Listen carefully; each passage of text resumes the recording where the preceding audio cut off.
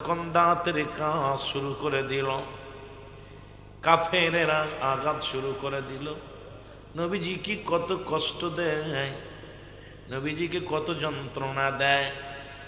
রহমতের নবী রাহমাতুল লিল আলামিন আমার নবীকে সব দিক থেকে জ্বালাতন দেওয়া শুরু করলো। রহমতের নবী চোখের পানি ছেড়ে কান্দে, রব্বুল আলামিন তুমি আমাকে আল্লাহ আরো শক্তি দাও, যেন আমি আল্লাহ আমার উম্মাতের মধ্যে কালেমার দাওয়াত প্রচার করতে পারি। জোরে বলো মারহাবা। রহমতের নবী চোখের পানি ছেড়ে কান্দে রে।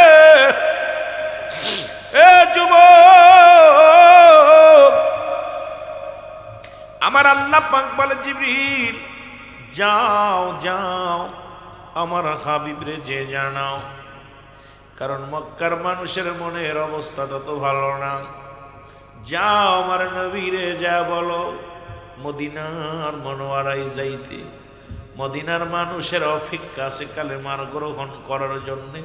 মদিনার মানুষেরা নবীর পাইয়া বড় ধন্য হবে রে। মদিনার নারী পুরুষ সবাই অপেক্ষা আছে রাসূলুল্লাহর মহব্বতের জন্যে। নবীজিকে পাইয়া তারা ধন্য হয়ে যাবে। যাও যাও। এক হলো অনুকূল আবহাওয়া, দুই হলো মদিনার মানুষের অন্তরে প্রেমের ছায়া, প্রেমের ভালোবাসা, রাসূলুল্লাহর মহব্বত তাদের অন্তরে ধারণ করেছে। যাও যাও যাও। জিবরিল আমিন আসিয়া সালাম দা, আসসালামু আলাইকুম ইয়া রাসূলুল্লাহ, আসসালামু আলাইকুম ইয়া হাবিবাল্লাহ।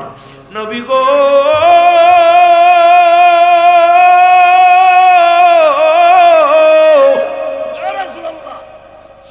আপনি দেরি করেন না, আপনাকে হুকুম দিয়েছে আমার আল্লাহ রাব্বুল আলামিন।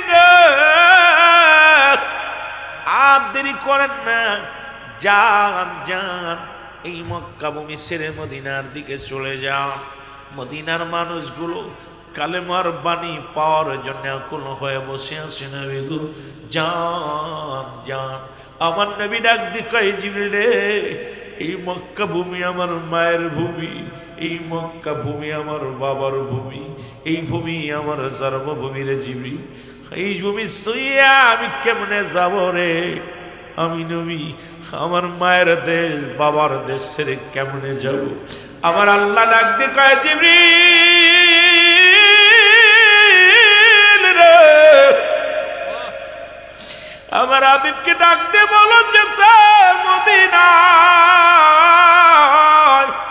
মদিনায় ইসলামের পতাকা উত্তোলন হবে রে জিবরিল।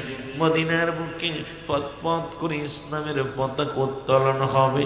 আবার আমার নবীজি জন্মভূমি মক্কায় ফিরে আসবে রে জিবরিল। যাও যাও আমার নবীরে যা বলো। আমার নবীর কাছে আইয়া জিবরিল আমিন বললেন, আমার নবীজি হুকুম পাইয়া মক্কা ভূমি ছেড়ে মদিনায় চলে গেলেন। জোরে জোরে চিল্লায়া বলা যাবে না মারহাবা? আর একটু জোরে জোরে চিল্লায়া বলা যাবে না মারহাবা? দুনিয়ার মুসলমান,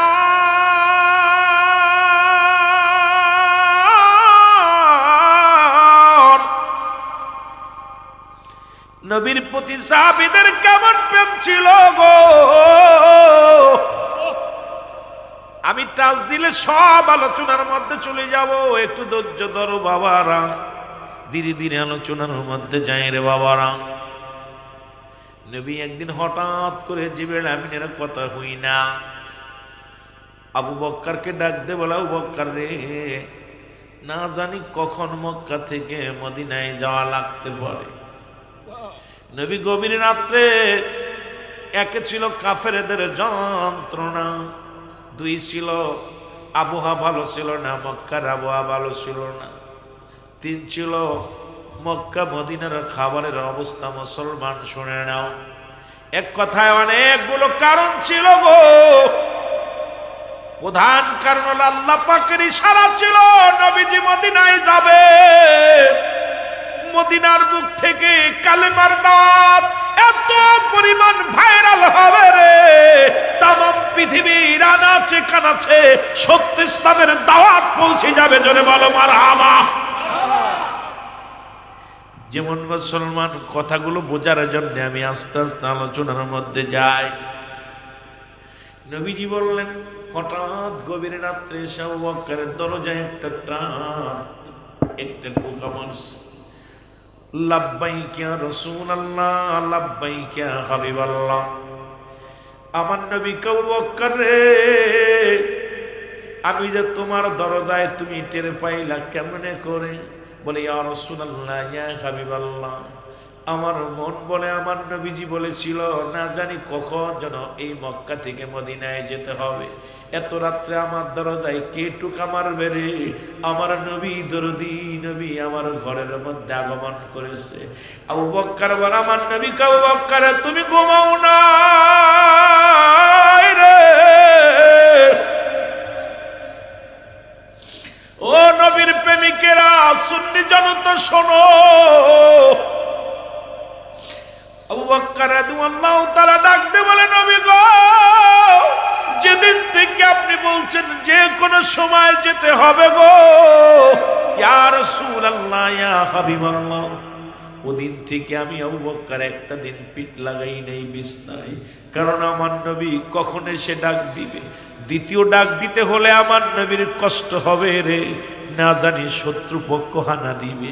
এই কারণে ইয়া রাসূলুল্লাহ, ওইটা দিন থেকে আমি আজ পর্যন্ত একটা রাত আমার এই পিঠ আমি বিছনায় লাগাই না। যমুনার যুবকেরা রে, আজকে যেমন ছাত্র যুবক যৌথ ভাবে আজকের এই মাহফিল কেন সাজাইলি? যুবক, আমার নবীর প্রেমিকেরা রে, রাহমাতুল লিল আলামিন বলে, আবু বকর রে, তাড়াতাড়ি গুছায় নাও, দেরি করো না। বলে, ইয়া রাসূলুল্লাহ, ইয়া হাবিবাল্লাহ, আমি প্রস্তুতি, আপনি চলেন। নবী কয়, তোমার মালামাল গোছাইবা না? বলে, হুজুর, যেদিন শুনছি যা লাগবে সেদিন থেকে আমি প্রস্তুতি আছি। আজকে 1 বছর ধরে মাহফিলটা নেছে, গ্রামের মানুষ এখনো বুঝি প্রস্তুতি হতে পারে নাই। জান্নাতের বাগান, যেখানে রওনা দিলে সগীরা গুনাহ মাফ হয়ে যায়, এখানে আসিয়া যদি খাস তওবা করে, আল্লামা কুতুবী রাহমাতুল্লাহ বয়ান করে, বান্দা যখন কবরের ভয়ে, জাহান্নামের ভয়ে, বান্দা যখন চোখের পানিগুলো ছেড়ে আল্লাহ বলে ডাক দেয়, রব্বি কারীম জীবনের সব গুনাহ মাফ করে দেয়। জোরে বলেন সুবহানাল্লাহ। এ যমুনার বাবারা শোনো, যমুনার ছোট মাসুম বাচ্চারা শোনো, অনেক লম্বা বড় ইতিহাস বলতে গেলে সময় লাগবে। মক্কা থেকে মদিনায় চলে গেলেন আমার নবী, মারহাবা বলেন। ভিতরে অনেক ইতিহাস, এটা বলতে গেলে আপনাদের রাত কেটে যাবে, 2-4 ঘন্টা আমি পারবো না। যেহেতু অনেক আলোচনা আছে, এর মধ্যে টাচ দেওয়া লাগবে। আমার বাবারা আমার, এগুলো যদি আলোচনা করতে যাই লম্বা আলোচনা হয়ে যাবে, আপনাদের সময় দিতে পারবো না। রাসূলুল্লাহ মক্কা থেকে মদিনায় যাইয়া রে, জন্মভূমি মায়ের ভূমি,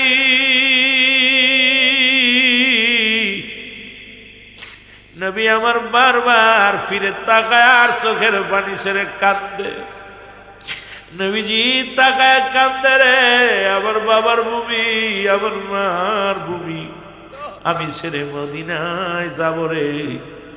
বারবার মক্কার দিকে যায়, মদিনার দিকে ফিরে তাকায়। জিবরিল আমিন ডাক দেখায়, নবী গো, আর চোখের পানি ফেলেন না, চোখের পানি মুছে ফেলেন নবী। ইসলাম যদি জিন্দা হয়, যত তাড়াতাড়ি ইসলাম জিন্দা হবে, তত তাড়াতাড়ি আপনার মায়ের ঘরে আসতে পারবেন। জোরে জোরে বলো মারহাবা। আর একটু জোরে জোরে চিল্লায় বলো আল্লাহু আকবার। ও যুবক, নবীজি যে মদিনায় যে বসে আছে রে, ছোট্ট 2টা বালক।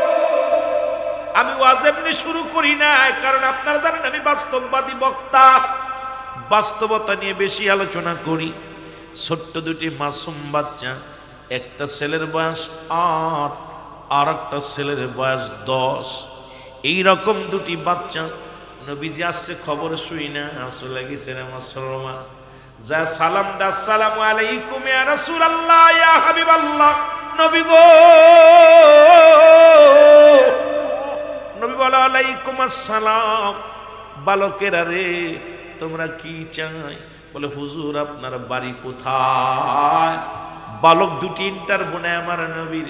এক বালকের বয়স মাত্র 10 আর এক বালকের বয়স মাত্র 8। আর এই মুসলমান শোনো, যমুনার বাবারা শোনো গো, যেহেতু ছাত্র যুব সমাজ, আগে ছাত্রদেরকে একটু দিয়ে আসি, তারপরে যুবকদের, তারপরে যাব বাস্তবতা নিয়ে। আস্তে আস্তে আলোচনার মধ্যে যাই, যদি কষ্ট হয় ছেড়ে দিব, আলোচনা বাড়াবো না। আমার বন্ধুগণ, দিলের কান্ডা লাগায় শোনা লাগবো, জোরে জোরে বলেন আল্লাহু আকবার। ওরে প্রেম করিয়া বুইল না জীবনে রাইখো মনে, আর প্রেম করিয়া আরো জোরে বল, প্রেম করিয়া বুইল না জীবনে রাইখো মনে, আর প্রেম করিয়া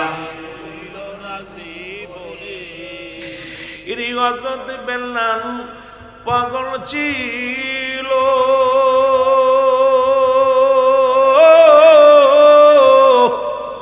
পাঁচ ওয়াক্ত আযান দিত গো। ওরে আযানেতে মিলত নবীর শানে, হায় হায় আযানেতে মিলত নবীর শানে রাইখো মনে, আর প্রেম করিয়া বুইল না জীবনে। বল প্রেম করিয়া আরো জোরে, প্রেম করিয়া ভুইল। ওয়াসকুরুনি পাগল ছিল,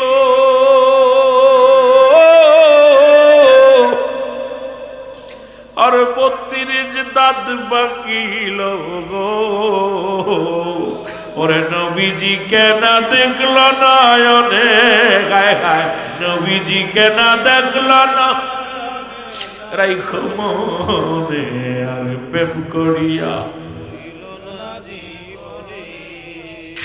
যমুনার আসে কারি দল,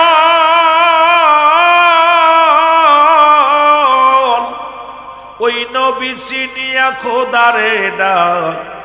এর যমুনার যুবকের দল, সেই নবী চিনিয়া আল্লাহরে ডাক। পরে থাকবে না ভয় মিজানের ময়দানে, হায় হায় রবে না ভয় হাসর ময়দানে রাইখো মনে, প্রেম করিয়া আরো জোরে বলেন, প্রেম করিয়া বুইল না জীবনে রাইখো মনে, আর প্রেম করিয়া বুইল না জীবনে। ছাত্র যুবকের দল, নবীর পথে দিয়া জীবন চল, শান্তি পাবি হাসরের ময়দানে, তোরা শান্তি পাবি হাসর ময়দানে। যমুনার যুবকে শান্তি পাবি হাসরের ময়দানে, আর প্রেম করিয়া বুইল না জীবনে, হায় হায় প্রেম করিয়া রাইখো মনে, আর প্রেম করিয়া। এ দুনিয়ার যুবকেরা শোনো গো,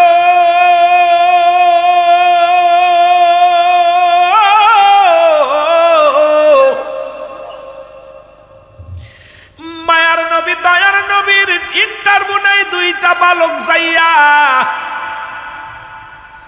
ডাকতে বলে আসসালামু আলাইকুম নবী গো, ও নবী আপনার বাড়ি কই? নবী কয় বালকেরা রে আমার বাড়ি মক্কায়। সুবহানাল্লাহ বলেন। এর নবীর নবীর আদর্শ সে করে যুবকের দলেরা। নবী কে আমার বাড়ি মক্কায়।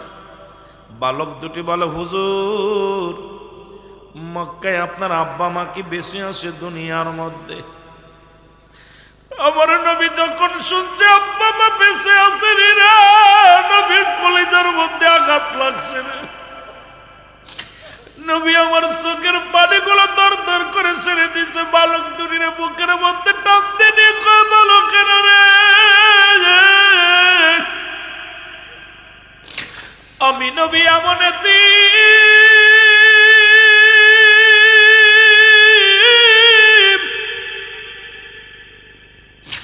এই দুনিয়ার মধ্যে মাও নাই, বাবাও নাই।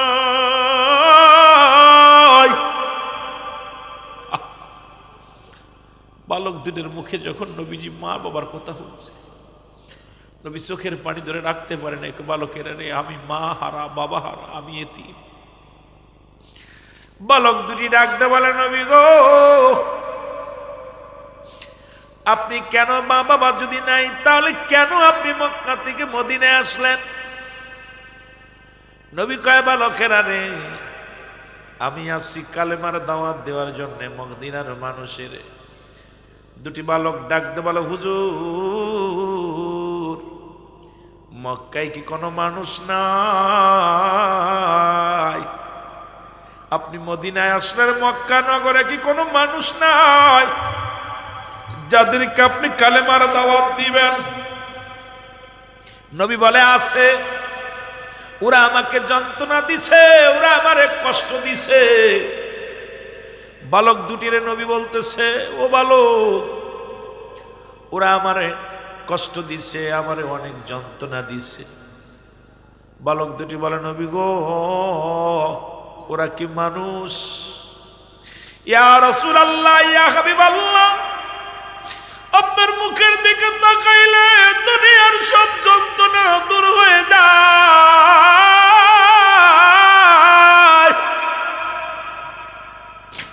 আপনার মুখের দিকে তাকাইলে ক্ষুধা নিবারণ হয়ে যায়। নবী গো,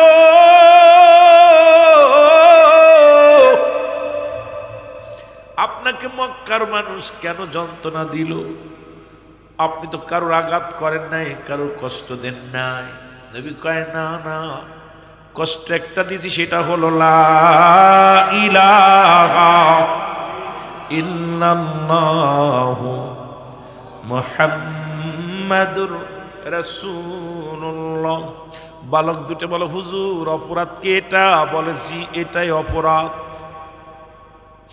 কারণ লা ইলাহা নাই, কোন ইলাহা ইল্লাল্লাহু আল্লাহ ছাড়া, মুহাম্মাদুর রাসূলুল্লাহ আল্লাহ পাকের প্রেরিত রাসূল বা বান্দা হলো আমি নবী। অপরাধ হলো এটা আমার। আমার নবীর বালক দুই ডাক দিয়ে কয়, নবী গো, আগে বলেন, ওই মক্কার সবচাইতে বেশি কষ্ট আপনাকে কে দিছে? দেখছেন নি বালক দুইটার প্রেম? নবী গো, মক্কার নবীর মক্কা নগরে কে আপনারে সবচেয়ে বেশি কষ্ট দিছে?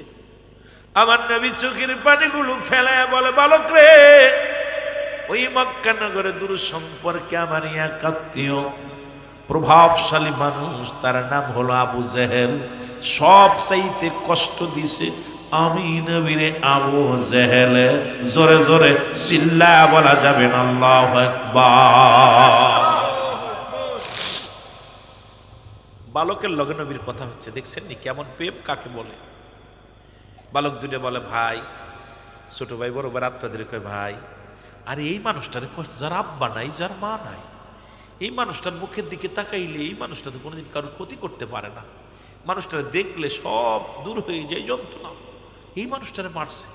দুই ভাই প্রতিজ্ঞা করছে, ভাই, যদি কোনোদিন আমরা মক্কায় যেতে পারি, আমরা আবু জেহেলকে মেরে ফেলাইব। সুবহানাল্লাহ বলেন না? আর একটু জোরে বলেন না? ছোট্ট বালক দুটি প্রতিজ্ঞা করে নবীজির সামনে, ইয়া রাসূলুল্লাহ, ইয়া হাবিবাল্লাহ, নবী গো, যদি আমরা কোনোদিন মুসলমান শোনো, যদি কোনোদিন মক্কা নগরে যেতে পারি, আর যদি কোনোদিন আবু জেহেলকে আমরা চিনতে পারি, দুই ভাই তাকে চির বিদায় করে দিব। জোরে জোরে চিল্লায়া বলা যাবে না মারহাবা। ছোট্ট বালক, 8 বছর 10 বছর কইয়া নবী রাসূলুল্লাহ মক্কা মদিনার বুকে কালেমার প্রচার এতভাবে শুরু হয়ে গেল। নারী পুরুষ আবাল বৃদ্ধ সব কালেমা পড়ে পড়ে সব মুসলমান হওয়া শুরু হলো। জোরে বলেন না আমি, আরো জোরে বলেন না মারহাবা, আরো জোরে বলেন না। কি লিখছে হুজুর দয়া করে? ও আল্লাহ কবুল করুক, জোরে বলেন না আমি। একটু মহব্বতের সঙ্গে দুরূদ শরীফ পড়েন আল্লাহুম্মা। এগুলো আগে দিতে হয়, আগে বলতে হয়।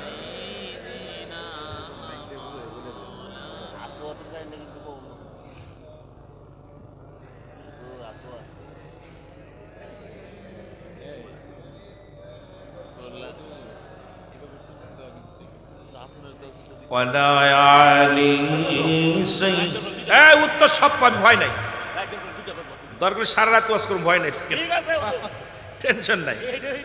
তোরা যা করছিস এত সুন্দর একটা আলোচনা, প্রেমের মধ্যে ডুবছি, তোরা তোদের ভিতর আসোয়াস শয়তান লাগাই দিছে। নবীর প্রেমের ওয়াজ শুনতে দেব না তোদেরকে। এমন আলোচনা এর ভিতরে সুদ ঘুষ ব্যভিচার সব চলে আসতো। তোদের কপাল মন্দ, তোদের কপাল মন্দ। এতগুলো খেয়াল করতে হয় বক্তা কোন দিকে। আমাকে তো যখন টাচ দিছি আমি তো বুঝতে পারছি। এখানে লেখছে, এখানে প্রথম লেখছে মসজিদ ও মাহফিলের টাকা আত্মসার নিয়ে আলোচনা করেন। 3 শ্রেণী মানুষ আমানতের খেয়ানতকারী। সে মুসলমান বলে দাবি করতে পারে। নাম্বার 1 মিথ্যা বলা। জোরে বলো না, কি বলা? মাহফিল নষ্ট করা। এগুলো হলো এসব যুবকরা। 1 নাম্বার কি? এই 3টা চরিত্র যার ভিতর থাকবে সে মুসলমান না। নাম্বার 1 মিথ্যা বলে, নাম্বার 2 আমানতের খেয়ানত করে, নাম্বার 3 প্রতিশ্রুতি ভঙ্গ করে। আল্লাহু আকবার বলেন। এই 3টা চরিত্র যার ভিতর থাকবে মুসলমান না। দেখুন আত্মসার, এই যে মসজিদ হোক আর মাদ্রাসা হোক, বাড়ির হোক আর ঘরের হোক, যে ব্যক্তি মুসলমান হয়ে যার কাছে আমানত রাখা হলো, আমানতের খেয়ানত করলো, সে মুসলমান থেকে খারেজ। কথা বোঝেননি? ওয়াজ কি বোঝেন? মুসলমান থেকে খারিজ। এরপরে আমানতের খেয়ানত করলো, সে তো মুসলমান থাকলোই না। আমানত রাখছে ভাইয়ের কাছে একটা জিনিস, সেটা খেয়ানত করার অধিকার কারণ নাই। আমার রসুলের পাক সাল্লাল্লাহু আলাইহি সাল্লামের দরবারে একজন ব্যক্তি একটা জিনিস রাখলেন। নবীজি বলেন আগামীকাল এসে নিয়ে যাব। রাসূলুল্লাহ একে ধারে 3টা দিন ওই জিনিসটা নিয়ে দাঁড়ায় আছে। খুব খেয়াল, রাসূলুল্লাহ দাঁড়িয়ে আছে। এখন 3 দিন পরে ওই লোকের মনে পড়ছে যে এই মুহাম্মাদের কাছে তো একটা জিনিস রেখে আইছিলাম, ভুইলা গেছি। দৌড়ে আয় দেয়, রাস্তার মধ্যে নবী দাঁড়ায় আছে। সুবহানাল্লাহ বলেন না। বলছে হুজুর আপনি দাঁড়ায় আছেন? হ্যাঁ, আমি তো 3 দিন অপেক্ষা আছি, 3 দিন 3 রাত এখানেই নামাজ, এখানেই অবস্থা, যখন নামাজ পুরোপুরি। কারণ তুমি যদি আয়া আমার কাছ দিয়ে গেছো এখান থেকে নিবা, আয়া যদি আমার না পাও তাহলে পরে তুমি আমার মুসলমানদেরকে তুমি বলবো আমরা ধোঁকাবাজ, দাগাবাজ। সুতরাং সঙ্গে সঙ্গে ইহুদি সবকিছু ফেলে দিয়ে রাসূলুল্লাহর কদমের মধ্যে পড়ে কালেমার মালা পড়ে নিচ্ছে। সুবহানাল্লাহ বলেন। আর এখন আমার দিলে টুক করে পকেটে নিয়ে চলে যায় আত্মসার করা। এটা শুধু মসজিদ মাদ্রাসা, অল বাংলাদেশেই আত্মসার পার্টি বাড়ছে। এগুলো এটা সবচেয়ে বড় দুঃখজনক ব্যাপার। সুতরাং এটা নিয়ে 1 নাম্বার ওয়াজ শেষ। এটা কথা বুঝেছিস? ওয়াজ বুঝছিস? রাসূল একটা উদাহরণ দিয়েছি, আত্মসার করা যাবে না, সে মুসলমান না। যেটা বলেন ঠিক কিনা? তাহলে প্রশ্ন দিবি, এইগুলো উত্তরই খালি দেওয়া যাবে, ওয়াজ আর করবো না। ঠিক ভাই বলছে সারা রাত না হইতো না। আমিও ঘন্টার আলোচনা করে শেষ করতে চাইছিলাম, কিন্তু যেহেতু প্রশ্ন যত দিবে অফেন প্রশ্ন করো, সমস্যা নাই, করো। এগুলো পারলে দিব। আমি তো সব জানা আছে তাও তো না বাবা, আমি যে সব জানি না আর আপনারাও সব জানেন এমন না। আমার যেটা জানা আছে আপনাদের সেটা জানা নাই, আপনাদের যেটা জানা আছে আমার সেটা জানা নাই। যারা বলেন ঠিক কিনা? আরেকটা লেখছে হুজুর দয়া করে কবরে আযাব, মা বাবার হক নিয়ে একটু আলোচনা করবেন।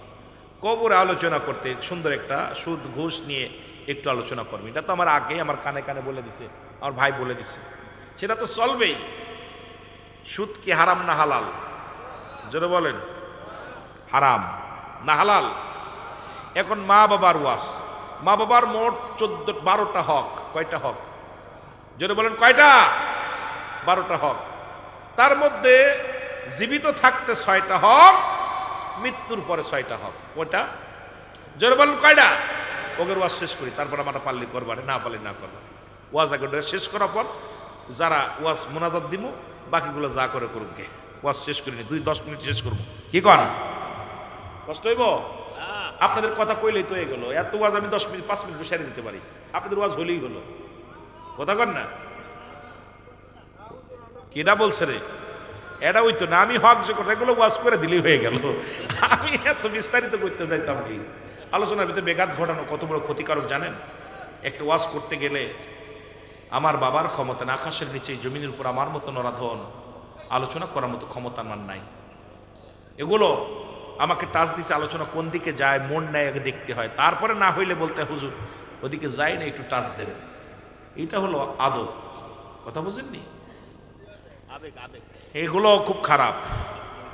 ছয়টা একটু মহব্বতের সঙ্গে দুরূদ শরীফ পড়ুন। আল্লাহুম্মা, আপনি যেখান থেকে ছিলেন সেখান থেকে শুরু করে পরে এটা টাচ দিন আর কি। এটা এখনো দরকার নেই, উঠা দিয়ে তারপরে টাচ দেন, সমস্যা নেই।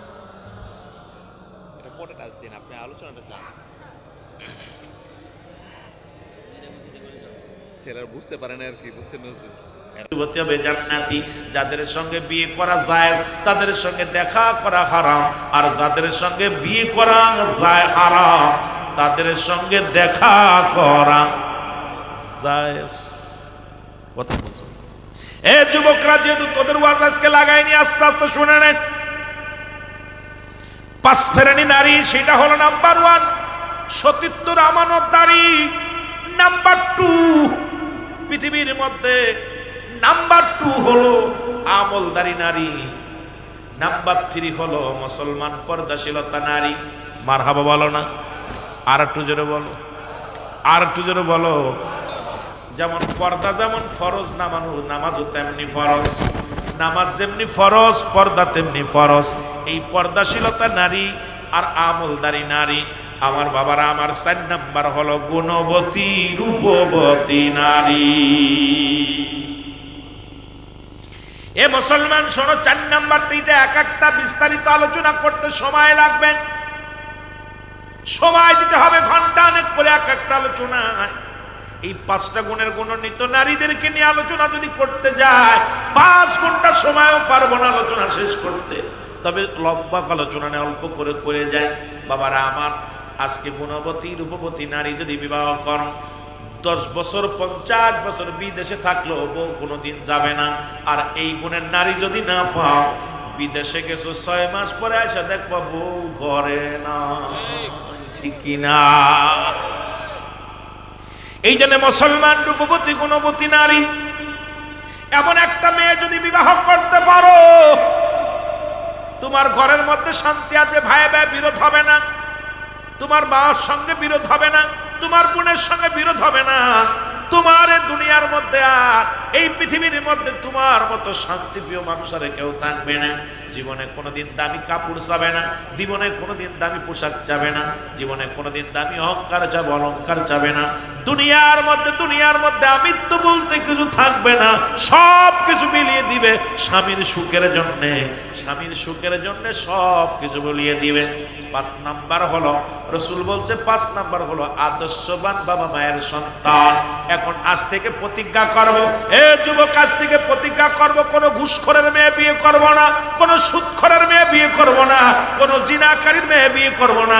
ও যুবক, আজ থেকে প্রতিজ্ঞা করব, যারা মাদক সেবন করে তাদের মেয়ে বিয়ে করব না, এদের সঙ্গে আত্মীয়তা করব না। এই সমাজটা বাঁচানোর জন্য এই যমুনার যত যুবক আছে, এই যুবকগুলো যথেষ্ট। আর এই দেশের জন্য এমপি মন্ত্রী লাগবে না, বড় অফিসার লাগবে না, কোনো বক্তা লাগবে না। এই যুব সমাজই সমাজ বাঁচাইতে পারে। জোরে বলেন ঠিক কিনা? আজ থেকে প্রতিজ্ঞা করো, কোন সুদখোর, কোন ঘুষখোরের সঙ্গে আত্মীয়তা করব না। এই গ্রামে কিনা কিনা সুদ খায় জানেন না? কথা কয় না? আরো জোরে বলেন না। কি খায়? সুদ খায়, ঘুষ খায়। কিনা কিনা জানেন? কিনা কিনা সুদে কারবার করে, কিনা কিনা ঘুষের কারবার করে, কিনা কিনা মাদক খায়, মাদক, ফেন্সিডিল, ইয়াবা, গাঁজা, মদ, এগুলো জানেন আপনারা? এই কথা বলে না, জানেন? এই যুবকরা জোরে বলো, জানেন? তাদের সঙ্গে কোনো আত্মীয়তা নাই। আপনি প্রতিজ্ঞা করবেন আজ থেকে যে কোনো গাঁজা যত সুন্দরী হোক, তোরা হলো ধলা চামড়া পাগল। এই যুব সমাজ খালি ধলা চামড়া সামনে ঘুরলেই পাগল হয়ে যায়। ওদের আর দেখার নেই। দেখে বাঘের পেটে বাঘটাসা হয়, বিড়াল হয় না। সুদখোরের জন্মটা ভালো হতে পারে না, সুদখোর ঘুষখোরের আওলাদ ভালো হতে পারে না। জোরে বলেন ঠিক কিনা? ওদের রক্তের মধ্যে বয়ে গেছে এগুলো। সুদ যেমন হারাম, ঘুষও হারাম। শুয়োরের গোশত খাওয়া হারাম না হালাল? জোরে বলেন। যারা এই গ্রামে যারা এই গ্রামের মধ্যে সুদ খায়, ঘুষ খায়, আগামী কাল থেকে তাদের এক পিস গরুর গোশত খাইতে দিবেন না।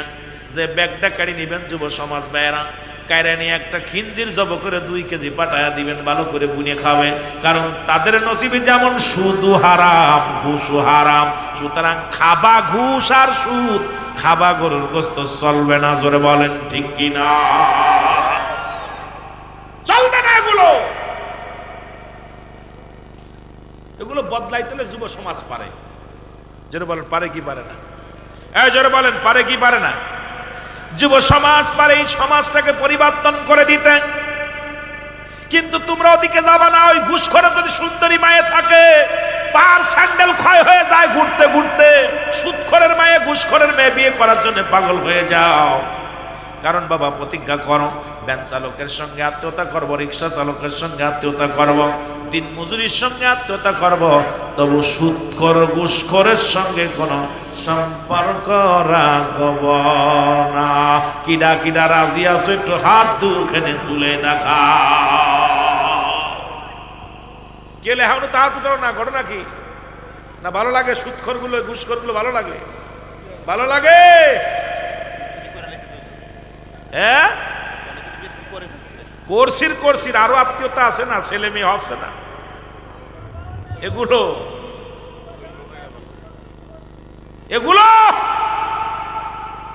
মুসলমান শুনে নাও। রাসূলুল্লাহর কদমের মধ্যে একজন যুবক, নবীজি বললেন বেগানা নারীদের কথা বললেন, দেখা হারাম। খুব খেয়াল।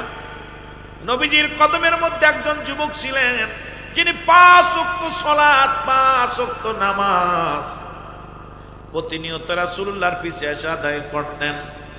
1 ওয়াক্ত নামাজ কাজা দিলেন মুসলমান 80 হুতবা পরিমাণ জাহান্নাম। এখন যদি বলি কয়জন 5 ওয়াক্ত সালাত আদায় করছেন? ওয়াজ শোনা নফল বন্দেগী, নামাজ হলো ফরজ। নামাজ কি ফরজ? এখন আপনাদের এলাকায় মনে হয় যমুনার লোক কাছে কয় নামাজ পড়ি আর না পড়ি ইমান ঠিক আছে। ওই একজন মদ খাচ্ছে, বাইর পানি খা দিয়ে মনে পড়ছে, মোজ ভিজা পানি খা হারাম, মাকরু। মোজ যদি ভিজা যায় এটা মাকরু, এটা খাওয়া যাবে না। এখন ও খাচ্ছে মদ, মোজটা এটা উচরে খাচ্ছে। তা করছে ভাই এরম খাচ্ছেন কেন? হুজুরি কইছে মোজ ভিজা পানি খা মাকরু। খাচ্ছ কি? কয় মদ। কি খাচ্ছে? তা আমার দেশের অবস্থা হলো, আরে সুদ ঘুষ থেকে বাঁচতে হলে আগে নামাজের তালিম নিতে হবে। একমাত্র কাফের এবং মুসলমানদের মধ্যে পার্থক্য হলো নামাজ। নামাজই সমস্ত খারাপ কাজ থেকে বাঁচাইতে পারে। জোরে বলেন ঠিক কিনা?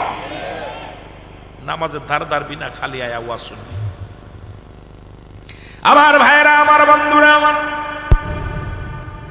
নবীজি বললেন বেগানা নারীর চেহারা দেখা হারাম, বেগানা পুরুষের চেহারা দেখা হারাম। রাসূলের এক সাহাবী নাম শুনে নাও, হযরতে সালাবা রাদিয়াল্লাহু তাআলা। ভালো করে লিখে নাও, যুবকরা লিখে নাও। আজকে যে সমস্ত যুবক বাবারা মাহফিল আয়োজন করেছে শুনে নাও, এই সালাবা রাদিয়াল্লাহু তাআলা উনি কি করলেন? উনি যখন বাড়ির দিক যাইতেছিলেন, দেখে রাস্তার পাশে একজনের বাড়ি। জোরে প্রচন্ড বাতাস আসলেন। এই বাতাস আসিয়া পর্দা সরে গেল। সরে যাওয়ার পর দেখে একটা মেয়ে গোসল করা অবস্থায়। সঙ্গে সঙ্গে সালাবা ডাকতে বলে, আল্লাহ এ কি ভুল করলাম? এই যে দুনিয়ার মধ্যে বেগানা নারীর চেহারা দেখে ফেললাম। আল্লাহ এমন তো আমি আশা করি নাই। রব্বুল আলামিন এই খবরটা যদি জিবরিল আমিন আমার নবীর কানে যে পৌঁছায়, আল্লাহ যদি এটা জানিয়ে দেয় আমার হাবিবরে, আমি কেমনে মুখ দেখাবো? কারণ আমি ইসলামের মধ্যে ঢুকেছি, আমি মুসলমান। ও যুবক, সুতরাং আল্লাহ রব্বুল আলামিনের হাতে ধরা পড়ে যাব। আমি আল্লাহ রব্বুল আলামিন আমারে ছাড়বে না। সুতরাং আমার রসুলের কাছে আমি যাব না। আমার নবী যদি জেনে যায়, আমার নবী যদি আমারে জিগে, আমি কি জবাব দিব? আমি আর রাসূলুল্লাহর সামনেও যাব না, নবীর সঙ্গে দেখাও করব না। উনি পালায়া চলে গেলেন মরুপ্রান্তরে। একদিন নয়, দুদিন নয়, অনেক দিন হয়ে গেল। নবীজি সালাত আদায় করে, জিবরিল আমিন এসে বলে, ইয়া রাসূলুল্লাহ, ইয়া হাবিবাল্লাহ, সব সাহাবী তো আপনার পিছনে নামাজ আদায় করে, কিন্তু আপনার একজন যুবক সাহাবী, ওই যুবক সাহাবী নবী গো, উনি তো আপনার পাশে আজ কটা দিন আসে না, একটু খবর লন। নবীজি সালাম ফিরায়া সাহাবীদেরকে ডাক দে বলে, আমার সাহাবীরা রে, তোমরা কি আমার সালাবার খবর জানো? জোরে বলেন মারহাবা। নবীজি বলতেছে, আমার সালাবার খবর তোমরা জানো? সাহাবীরা বলে, ইয়া রাসূলুল্লাহ, ইয়া হাবিবাল্লাহ, আপনার সালাবার খবর আমরা জানি না। নবী বললেন, খবর নাও। নবী বললেন, সাহাবীরা রে, চারিদিকে কাফের শত্রুরা, চারিদিকে কাফের বেঈমানেরা মুসলমানদের আঘাত করে, সুতরাং তোমরা খবর নাও, তাড়াতাড়ি খবর নাও, আমার সালাবারে পাও কিনা। আমার বাবারা, আমার খবর নেওয়া হলো, কোথাও সালাবার রাদিয়াল্লাহু তাআলাকে পাওয়া গেল না। আমার নবী ডাক দিয়ে কয়েন, সাহাবীরা রে, এদিকে আয়, না জানি কাফেরেরা আমার সালাবাকে চিরবিদায় করে দিছে, না জানি আমার যুবক সাহাবীরে দুনিয়ার মাসের বিদায় করে দিছে। আমার নবী ডাক দিয়ে বলে, আমি কাফেলা করে দিলাম, শোনো, টিম বানায় দিলাম, দুইটা টিম। ডাক দিয়ে বলে, আবু বকর রে, আয় আয় আয়। আবু বকরকে ডাক দিয়ে বলে, ভাই আবু বকর রে, শোনো, তুমি যাও হযরত আলী রাদিয়াল্লাহু তাআলার সঙ্গে যাও, আর হযরত উমর ফারুককে ডাক দিয়ে বলে, উমর ফারুক রে, তুমি যাও হযরত উসমান গনির সঙ্গে চলে যাও, যা সারা বাংলাদেশ উত্তর থেকে দক্ষিণ, দক্ষিণ থেকে পূর্ব, পূর্ব থেকে পশ্চিম পর্যন্ত সমস্ত জায়গা খবর নাও, আমার সালাবার কি হালাত, সালাবার কি অবস্থা, এই খবরটা তাড়াতাড়ি এনে দাও। জোরে জোরে বলেন আল্লাহু আকবার। নবীজি টিম করে পাঠাইছে, মক্কা মদিনার মধ্যে ঘুরে ঘুরে কোথাও পায় না। নবীজির কাছে খবর আসলে, ইয়া রাসূলুল্লাহ, ইয়া হাবিবাল্লাহ, নবী গো, ও মায়ার নবী, আপনার সালাবার তো খবর পাই না, আপনার সালাবার কোনো সংবাদ পাই নাই। আল্লাহ নবী কয়, সাহাবীরা রে, তোমরা যাও মরুপ্রান্তরে। মরুপ্রান্তরে যাওয়া হলো, হযরত আবু বকর সিদ্দিক রাদিয়াল্লাহু তাআলা, হযরত আলী রাদিয়াল্লাহু তাআলা দুজন মিলে চলে গেলেন মুসলমান মরুপ্রান্তরে। যা দেখে রে, মরুর রাখালদেরকে ডাক দেওয়া, রাখালেরা রে, তোমরা কি আমার সালাবারে দেখছো? আমার সালাবারে দেখছো? রাখালেরা বলে, ভাই সালাবারে তো চিনি না, নবীর সাহাবী সালাবারে চিনি না, তবে আমাদের মহল্লা একটা যুবক আসছে, এই যুবকটা এত কান্না, এত কান্না, কাঁদতে কাঁদতে চোখের পানি পড়ে পড়ে চোখের উপর গায়ে মুসলমান মুখের গোস্তগুলো খসে পড়া শুরু করে দিছে। এই লোকটা সারাদিন কিচ্ছু খায় না, যখন সন্ধ্যা সকাল হয়ে যায় পাহাড়ে চলে যায়, সন্ধ্যা পর্যন্ত পাহাড়ের উপরে মাথা ঠুকায় ঠুকায় কাঁদতে কাঁদতে কাঁদতে যখন সন্ধ্যা লেগে যায় আবার নিচে এসে চলে আসে। তোমরা যাও, ওই লোকটার কান্দন দেখে আমাদের বনের পশুগুলো খানা ছেড়ে দিছে, আমাদের উটগুলো খানা খায় না, আমাদের বকরিগুলো খানা খায় না। যাও ভাই আবু বকর রে, নবীর প্রিয় সাহাবী, যাও তোমরা, আমরা তো সালাবারে চিনি না, ওই লোকটা যদি তোমাদের সালাবা হয় তাকে তাড়াতাড়ি মহল্লা থেকে সরায় নাও।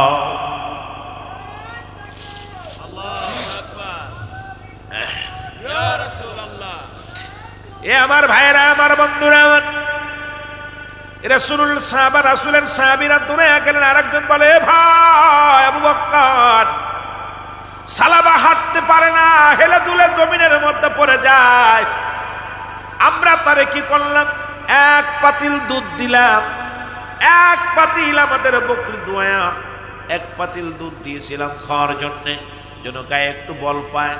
কিন্তু সালাবা এত জোরে জোরে কাঁদতেছিলেন, ওই চোখের পানিগুলো দুধের মধ্যে পড়িয়া পানি আর দুধ একাকার হয়ে গেছে।